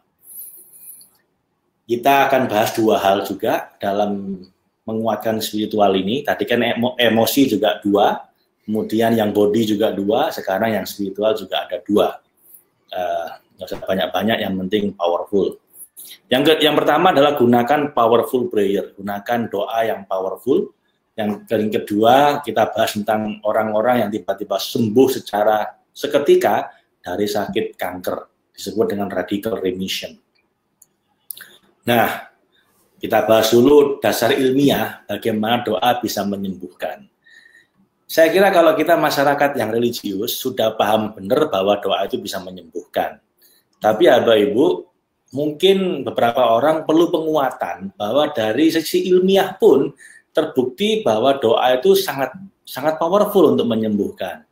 Siapa yang bilang begitu? Ini namanya Dr. Larry Dossey, dokter ahli bedah kanker, yang selama hidupnya sering operasi orang, tapi kebanyakan meninggal dunia karena memang udah parah sakitnya. Karena frustasi, dia cari literatur ilmu kedokteran, jurnal-jurnal kedokteran, dan menemukan bahwa ternyata ada cara lain untuk sembuh, yaitu pakai doa. Dia teliti sampai menghasilkan buku yang di kesimpulannya di buku itu dia mengatakan bahwa doa dan spiritualitas kita memiliki efek yang sama besar dalam penyembuhan dibanding dengan obat dan operasi bedah. Wah, ini klaim yang sangat besar Bapak Ibu ya. Tapi dia bisa menyampaikan itu. Ya, ini nanti saya sediakan videonya nanti di mentoring bahwa benar-benar dia yakin benar dengan itu. Bahkan dia nulis buku Bapak Ibu judulnya The Healing Words. Gara-gara buku ini merangkum 500 penelitian ilmiah tentang doa, itu ada 80 fakultas kedokteran yang mengajarkan mata kuliah baru di Amerika. Judulnya The Role of Prayer and Spirituality in Medicine. Jadi peran doa dan spiritualitas dalam ilmu kedokteran. Buku dia yang baru judulnya Prayer is Good Medicine. Ini sangat jelas mengatakan bahwa doa itu adalah obat yang sangat bagus. Dia katakan, dia kutip dari Bernie Siegel di San Francisco General Hospital, itu ada 390 something orang sakit jantung, koroner, kemudian sakitnya sama, obatnya sama, perlakuannya sama, di rumah sakit yang sama, lalu diacak namanya, dibagi menjadi dua, randomized study, triple blind study, jadi yang diteliti maupun yang mendoakan, maupun yang didoakan sama-sama nggak ngerti, supaya menghindari efek placebo. Lalu dua kelompok ini dipisahkan, satu kelompok didoakan, satu kelompok tidak didoakan. Dan ajaibnya kelompok yang didoakan sembuh lebih cepat, perlu obat lebih sedikit, tingkat komplikasi lebih rendah, yang meninggal sepertiga dari yang tidak didoakan. Nah, penelitian kayak gini ini banyak yang dikutip oleh Larry Dossey. Di antara lagi juga dari Dr. Beverly Rubik di Temple University, itu ada sekelompok bakteri. Kalau ini bakteri bener supaya nggak ada efek placebo. Mungkin kalau manusia kan mungkin ada efek psikologis dan lain-lain. Ini bakteri apa itu? Bakteri sama persis, dibedakan dua. Yang satu didoakan, satu nggak didoakan. Yang didoakan ketika dikasih obat pembunuh bakteri, antibiotik, nggak mati-mati, lebih kuat terhadap obat itu. Sementara yang nggak didoakan, begitu dikasih antibiotik langsung mati. Dan ini ada teknik seterusnya. Ada teknik doa khusus yang bikin doanya jadi lebih powerful, Pak? Oh iya, karena tahun 80-an itu ketika Larry Dossey mempresentasikan bukunya ini di Oprah Winfrey bilang, "Dok, pernah nggak Anda teliti doa seperti apa yang powerful?" Dia bilang, "Oh iya, ya saya teliti. Kenapa? Ya karena tidak semua doa itu powerful. Paling tidak menurut penelitian dia." Dan ajaibnya Bapak Ibu, Anda lihat hasilnya nanti, kita akan bahas di mentoring. Hasilnya nanti akan mirip dengan apa yang disabdakan oleh Nabi. Nah, yang paling penting kan caranya nih. Nah, masalahnya kenapa nggak saya kasihkan sekarang? Karena saya tahu kalau saya kasihkan sekarang akan meremehkan. Oh, alah gitu aja. Padahal yang paling penting prakteknya. Betul. Saya ingin Bapak Ibu. Kemungkinan besar kita sudah tahu sebenarnya. Kemungkinan besar kita sudah tahu. Tapi kan gini, Mas, antara tahu sedikit dengan tahu detail beda jauh loh, Mas. Betul, Pak. Bedanya mastery dengan sekedar tahu itu beda jauh. Sama-sama bisa ngangkat beban, Aquaman tukang angkat aqua dengan Eko Yuli yang bisa ngangkat 170 kilo, itu beda jauh, Mas. Aquaman mungkin gaji sekali ngangkat dikasih 5.000 termasuk aquanya. Eko Yuli sekali ngangkat dikasih 1 miliar, Mas, karena menang menang di Olimpik, juara dunia untuk angkat beban. Ya itu bedanya cuman penguasaan detail aja. Nah, penguasaan detail ini yang perlu kita kawal Bapak Ibu sekalian di acara mentoring yang 14 hari. Kita praktekkan semua dan kita pastikan supaya dapat result dari situ. Tapi berdoa aja mendingan daripada tidak berdoa. Kalau teman-teman misalnya ada yang nggak bisa ikut mentoringnya, terkendala sesuatu, minimal tahu kalau berdoa itu bisa menyembuhkan. Benar, Mas, benar. Nah, saya kasih aja dua di awal, Mas. 2 kesalahpahaman banyak orang tentang doa. Ini versi Larry Dossey ya, penelitian dia. Yang pertama, doa itu semakin banyak mendoakan semakin bagus nggak? Harusnya begitu. Menurut penelitian dia, ternyata bukan jumlah orang yang penting. Walaupun satu tempat ibadah, tapi kalau semua orang tidak memenuhi kualifikasi 3 ini, doanya nggak efektif. Jumlah banyak orang itu bukan karena keroyokannya, tapi karena kemungkinan lebih besar di antara mereka ada yang memenuhi standar. Betul. Nah, cuma hukum statistik aja ini. Yang kedua, doa itu makin spesifik makin bagus nggak? Seharusnya iya. Seharusnya ya. Ternyata nggak terlalu pengaruh kata dia. Jadi dia bilang, Anda mau doa spesifik misalnya, ya Tuhan saya perlu uang 5 juta besok. Mungkin dengan ya Tuhan berikan saya kebahagiaan. Itu ada dia. It doesn't matter, asal selalu Anda akhiri dengan humble prayer. Doa yang rendah hati. Doa rendah hati seperti apa? Sampaikan keinginan Anda, spesifik boleh, general boleh, tapi selalu akhiri dengan, ya Tuhan, Engkau lebih tahu apa yang paling baik buat saya. Untuk itu berikanlah saya yang terbaik menurut-Mu, bukan menurut saya. Siap, Pak. Atau yang lebih baik menurut Tuhan. Yang menurut Tuhan. Okay. Gitu. So, itu dari Larry Dossey. Nanti prakteknya kita sampaikan di mentoring. Kemudian yang kedua, paling ada bocoran 2 kurang 3. Yang kedua, radical remission. Nah, ini lebih menarik lagi kawan-kawan. Ini saya temukan ketika saya lagi di Amerika, Dr. Kelly Turner ini tentang radical remission, sembuh spontan dari kanker. Wow. Dan nggak 1-2 orang, tapi 1.500 orang. Kalau Anda bilang itu cuma kebetulan atau keajaiban, ya mungkin 1-2 orang oke lah, anomali. Tapi kok 1.500 yang tiba-tiba sembuh dari kanker, pasti ada something di situ, Bapak Ibu. Dan dia meneliti selama 10 tahun di 10 negara, dan dia salah satu ahli dari Harvard and Berkeley di bidang integratif onkologi. Jadi ilmu tentang kanker yang integratif. Ini bukunya Radical Remission. Dan di buku ini dikatakan bahwa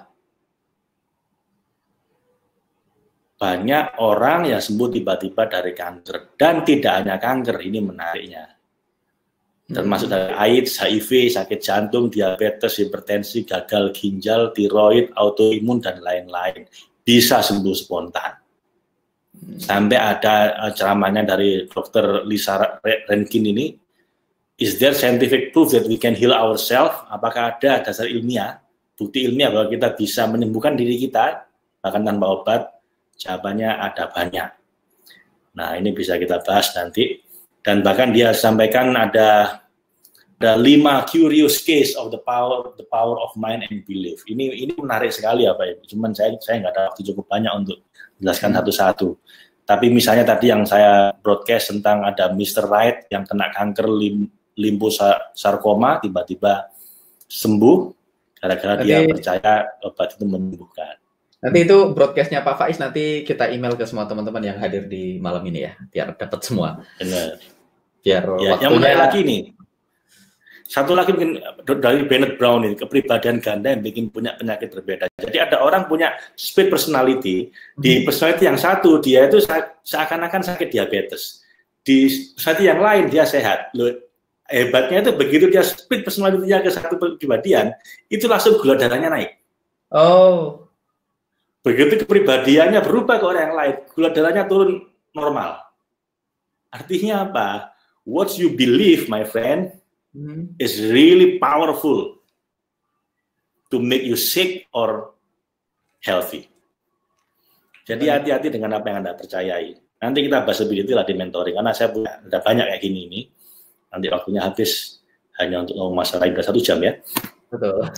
Nah ini ada 9 kunci kesembuhan spontan dari Kelly Turner yang tadi bahas radical remission. Cuma 2 yang masalah fisik, 7 sisanya adalah masalah emosi, spiritual, dan dukungan sosial.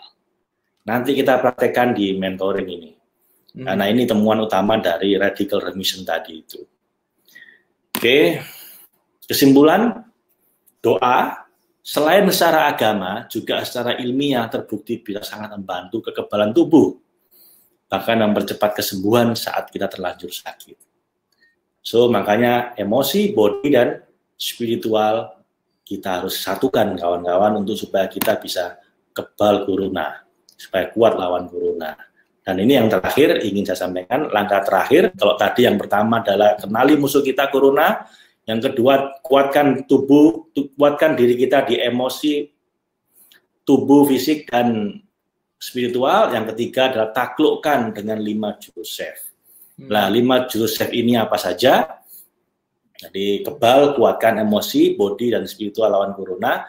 Ini adalah jurus-jurus yang kita desain, semua jurus tadi itu akan menguatkan secara bersamaan 3 dimensi diri kita. Emosi, body, dan spiritual nggak terpisah lagi. Jadi satu akan sama-sama kuat, Mas. Jadi outcome-nya ketika kita mempraktekkan 5 jurus ini, semua jurusnya 5-5-nya hasilnya emosinya menjadi lebih kuat, lebih imun terhadap stres yang membahayakan, lebih mudah bahagia, lebih damai hatinya, bodinya lebih kuat, imunnya meningkat, dan secara spiritual jadi lebih kaya. Tadi kurang lebih gitu berarti outcome-nya, Pak ya. Benar. Jadi benar, intinya, right. Kalau saya orang baru nih, saya si A, Angga versi sekarang, begitu saya masuk ke program mentoring dan mempraktekkan 5 jurus ini, 14 hari kemudian ketika keluar, insya Allah saya punya emosi yang lebih kuat, body yang lebih kuat, dan spiritual yang lebih kuat. Kurang lebih gitu outcome-nya ya Pak. Which is itu impian semua orang ya. Ya, terutama di saat krisis seperti ini. Betul. So, ini 5 jurusnya, kawan-kawan, yang akan kita praktekkan nanti di mentoring.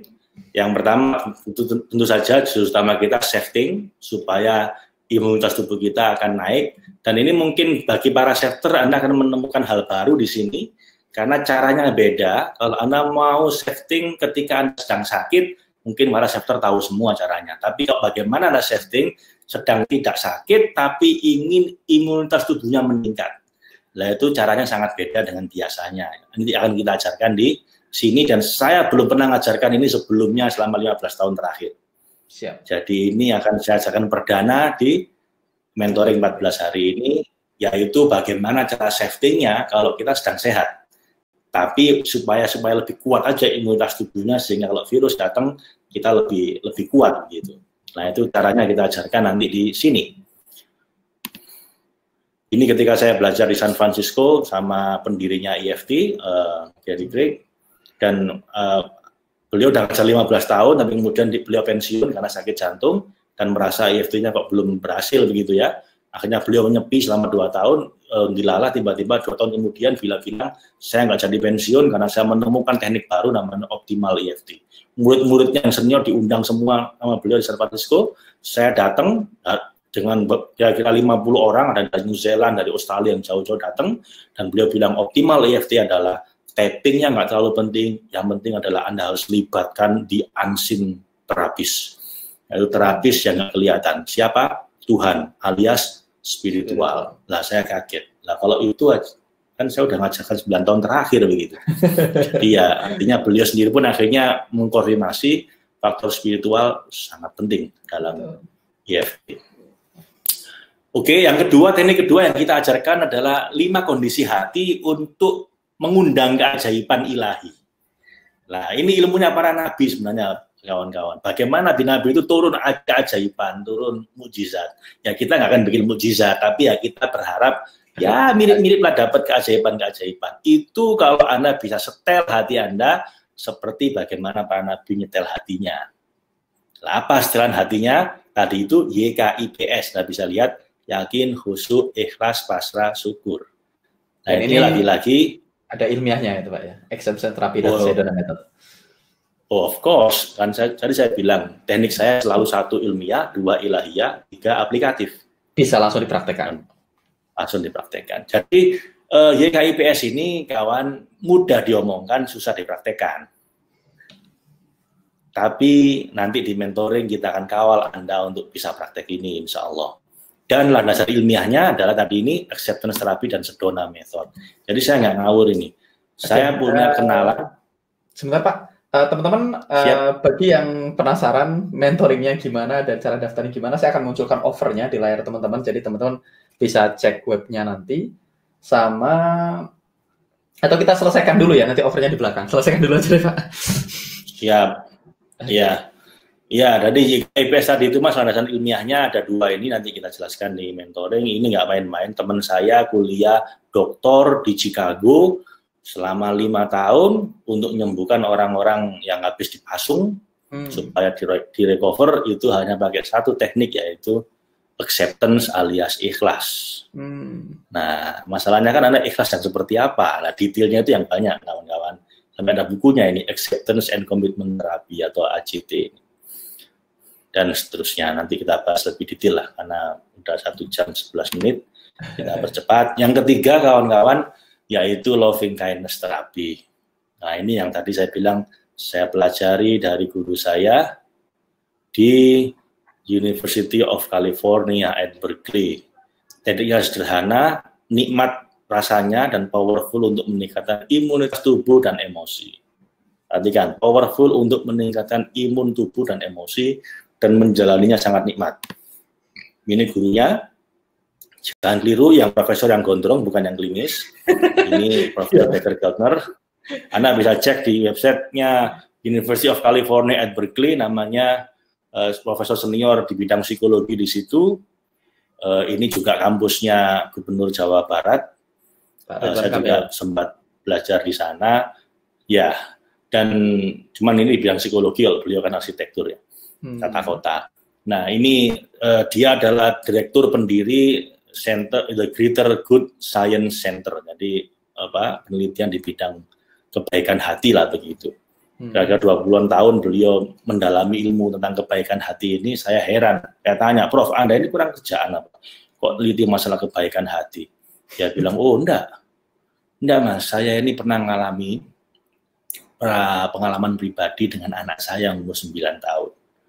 Di mana dia tiba-tiba kena serangan panik yang membuat dia nggak bisa kemana-mana, cuma bisa di tempat tidur. Saya obati nggak bisa, walaupun saya psikolog, saya bawa ke psikolog lebih senior, nggak sembuh, saya bawa ke psikiater, dikasih obat, tenang sebentar, kumat lagi, akhirnya karena saya bingung, saya cuma lakukan yang dilakukan oleh semua orang. Saya pikir seorang tua yang udah putus asa menghadapi anaknya yang kasihan begitu. Jadi ini yang dia lakukan. Berarti kan kawan-kawan, ini mau saya ajarkan pada Anda malam ini, praktekkan malam ini juga, insya Allah Anda akan bisa dapat hasil yang luar biasa. Seperti apa prakteknya? Oleh-oleh yang kita janjikan tadi di awal, Pak ya. Ya, bagi yang tadi bersabar dengan saya sampai di sini, ini oleh-olehnya ya. Ini saya mahal Bapak Ibu belajarnya. Saya harus pergi ke Amerika, itu pun lewat Singapura dulu, ambil S2 dulu Singapura, kemudian kuliah dapat pertukaran khusus di Stanford. Dari Stanford saya harus naik bis, kemudian naik kereta, kemudian naik van di ujung namanya SHM, baru ketemu sama beliau. Wow. Karena saya menghemat biaya, saya tidur di ruangan pelatihan. Anda pernahkah? Anda dari luar kota gitu tidur di ruang pelatihan untuk menghemat biaya? Saya lakukan itu, Bapak Ibu. Untuk belajar ini. Ini saya kasih Anda gratis. Sekarang. Dia bilang gini, di pelatihan dia bilang gini, Faiz, cinta dan kebaikan hati kita itu bisa dirasakan oleh orang lain walaupun tanpa kata-kata atau perbuatan. Kenapa? Karena hati kita itu berbicara ke hati orang lain dengan cara yang mungkin tidak kita pahami.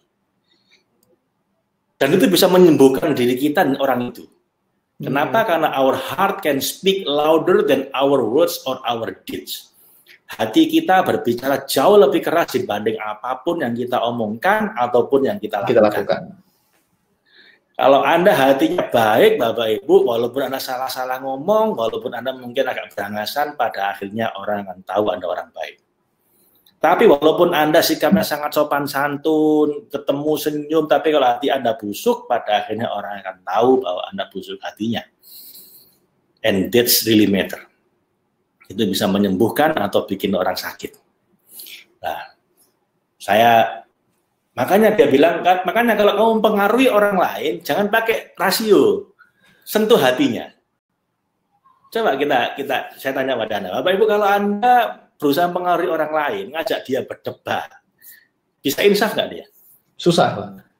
Susah. Anda lihat itu ILC, Indonesia Lawyers Club, itu orang pinter-pinter semua, acaranya debat. Pernah nggak yang habis debat kemudian ada salah satu pihak yang insaf begitu, yang bilang, Masya Allah, ternyata saya selama ini salah, Pak. Yaudah, mulai saat ini saya ikuti pendapat Anda. Ada gitu.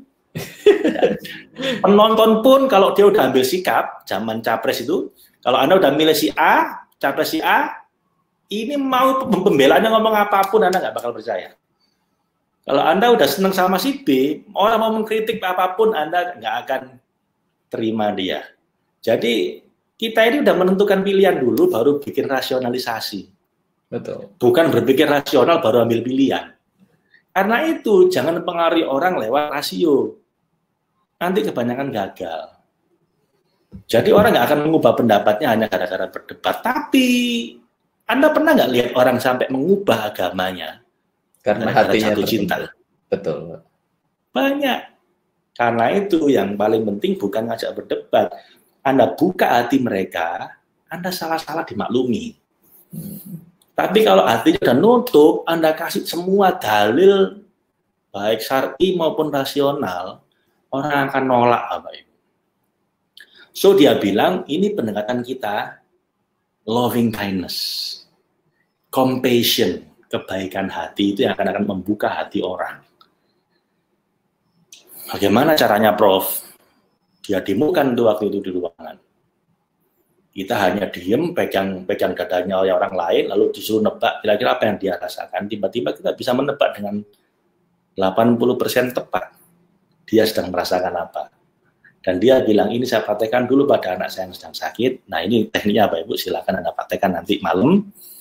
Lalu saya rasakan cinta saya pada anak saya ini, sampai cinta itu menggetarkan hati saya. Saya sampai nangis, dada saya ini terasa hangat. Di sini yang namanya vagus nerve, sirkuit saraf vagus yang menguatkan organ-organ tubuh penting. Begitu Anda merasakan kebaikan hati, dia akan terstimulasi dan dia akan jauh lebih kuat, Anda lebih sehat. Dan di sini juga ada namanya kelenjar timus yang akan meningkatkan kekebalan tubuh Anda. Sistem imun. Jadi semakin Anda baik hati, kekebalan tubuh Anda akan semakin meningkat. Anda jadi bahagia, Anda menyembuhkan diri Anda dan menyembuhkan orang lain di sekitar Anda. Caranya, lagi-lagi, rasakan cinta Anda pada orang yang Anda cintai itu, anak, pasangan, sampai menggetarkan hati Anda, sampai dada Anda hangat, sampai air mata Anda mengalir, lalu ketika vibrasi hati yang penuh cinta ini sedang di puncak-puncaknya, Anda tularkan ke orang tersebut. Dengan cara apa? Menyentuh dia dengan 3 cara. Tularkan rasa cinta ini dengan Gosok-gosok badannya, punggungnya mungkin, memijitin kakinya, tangannya, dan terakhir peluk badannya. Kata Prof. Dekker, saya lakukan ini kira-kira 20 menit tanpa kesengajaan. Hanya sebuah cinta tulus dari ayah pada anaknya. 20 menit dan dia lakukan tiap hari. Tanpa saya sengaja 2 minggu kemudian anak saya sembuh. Anak saya sembuh. Saya pikir ini anomali dan berkecualian atau keajaiban, ternyata tidak, karena prosedur yang sama saya ulang berkali-kali, saya ajarkan mahasiswa saya, dan sekarang saya ajarkan pada Anda, pada saya dan teman-teman saya waktu itu, silakan dipraktekkan. Dan ini kita praktekkan, Bapak Ibu, dan ini saya ajarkan di training-training saya, dan manfaatnya tidak hanya membuat orangnya jauh lebih baik, tadi anaknya sembuh, bahkan teman saya yang jualan mesin di kangen waternya hanya 40 juta kalau saya nggak salah, itu dia berjualan 3 atau 4 mesin satu hari pakai teknik ini. Jadi sebelum dia jualan, dia kirimi dulu loving kindness terapi dari jarak jauh untuk prospeknya. Jadi ini bisa dipakai untuk banyak hal berarti Pak ya? Oh, sangat banyak. Ada caranya Mas, kalau jarak jauh namanya doa cinta segitiga. Oh, CS3. Nah, tapi itu agak advance, Anda praktekkan dulu yang ini. Jadi intinya, jadi intinya kalau misalnya anaknya suka ngompol, misalnya itu diterapi dengan cara ini berarti ya? Iya. Atau apapun ini, masalahnya. Prosedurnya tinggal dibaca di sini nanti Mas. Itu di layar tuh. Nanti kan kita share ke kawan-kawan ya. Betul, nanti kita menjelang tidur, di samping orang yang Anda cintai, anak, pasangan atau orang tua, rasakan kembali cinta Anda yang paling tulus untuk dia. Kalau Anda sekarang mangkel sama dia, nggak suka sama dia, bayangkan kembali ketika semua sedang baik-baik saja. Bayangkan kalau anak itu ketika Anda baru melahirkan dia, sedang gendong dia yang pertama kali. Hadirkan kembali rasa cinta yang paling murni waktu itu. Unconditional love.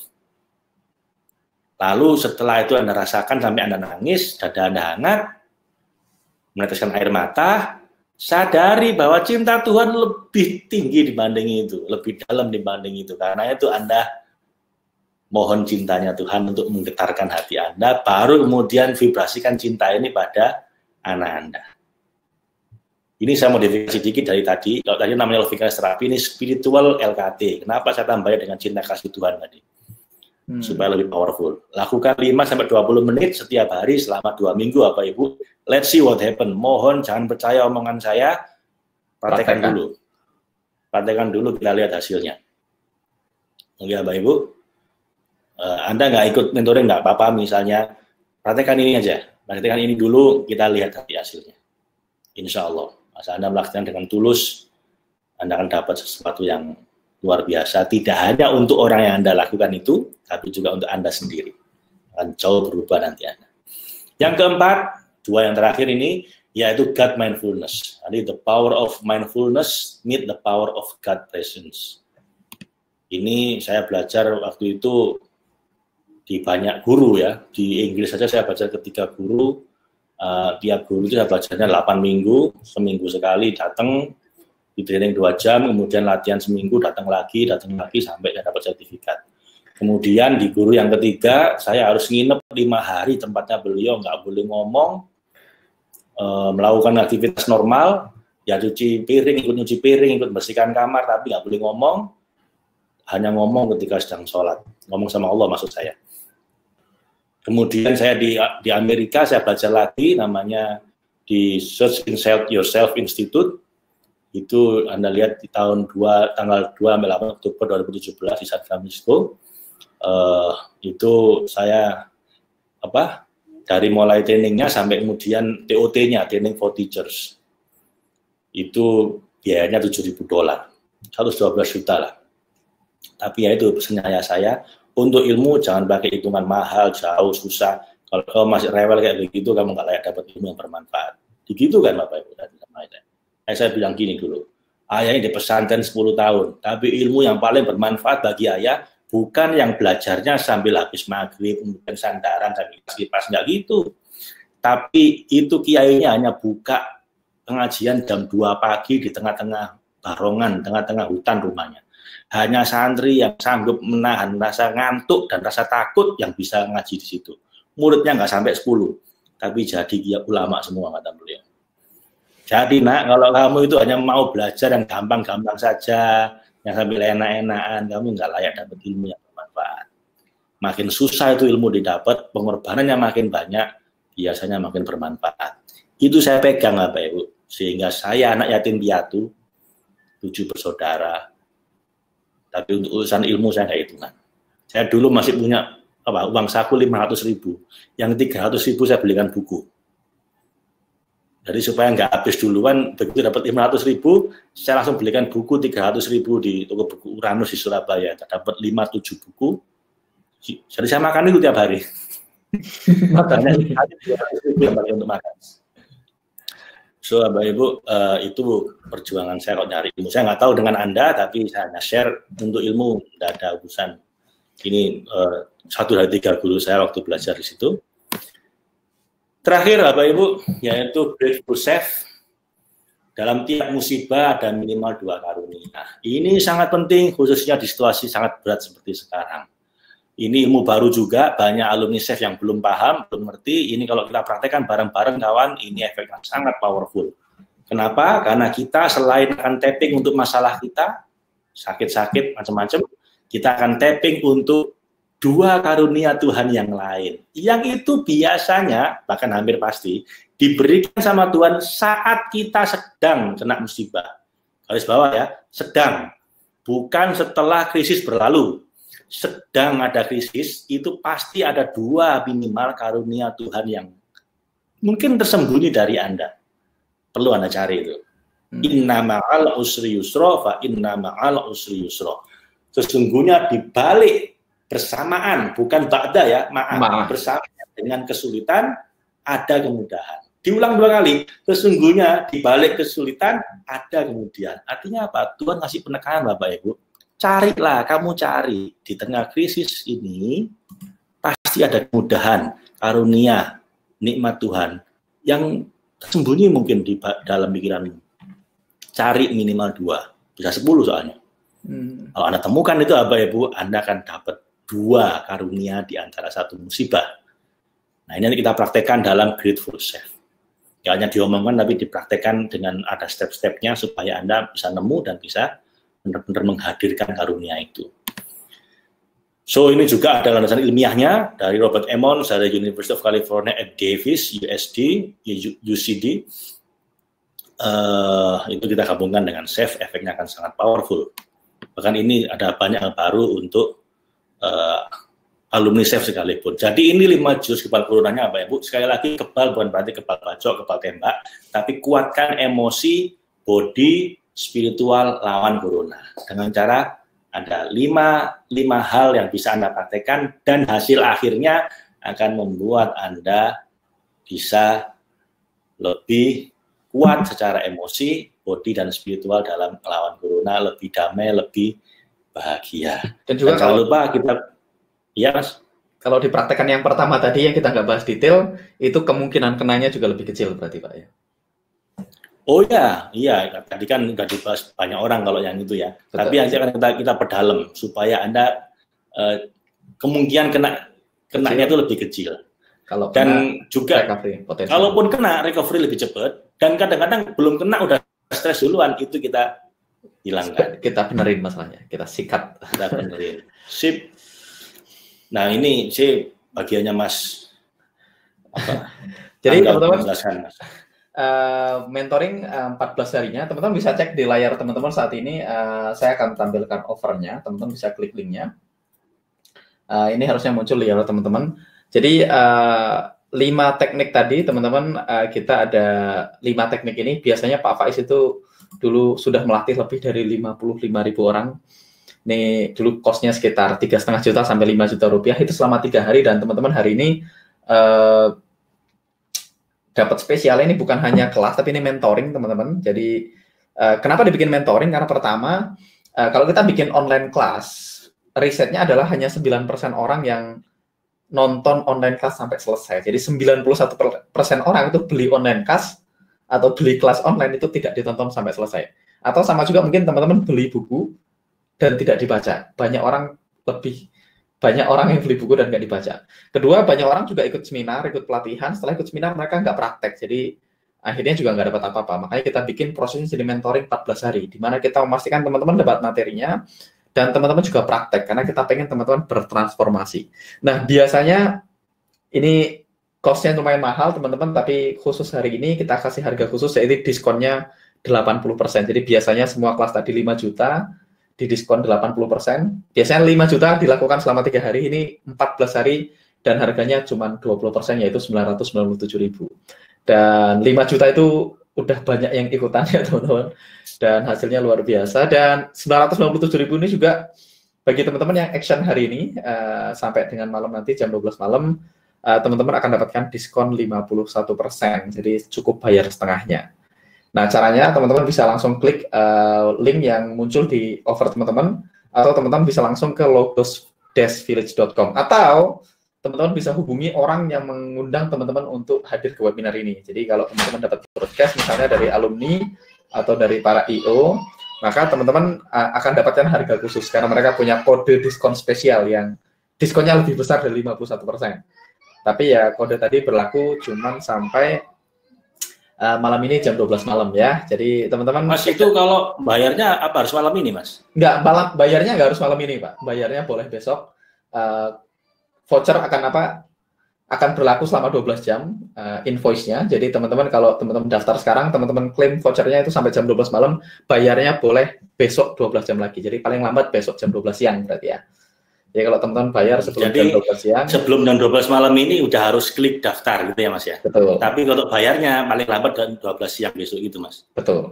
Jadi atau teman-teman hubungin siapapun yang mengundang teman-teman, mungkin teman-teman datang ke ruangan ini dapat broadcast ya dari teman-teman SEF, alumni SEF, teman-teman bisa tanya ke mereka gimana caranya dapetin diskon yang lebih gede lagi.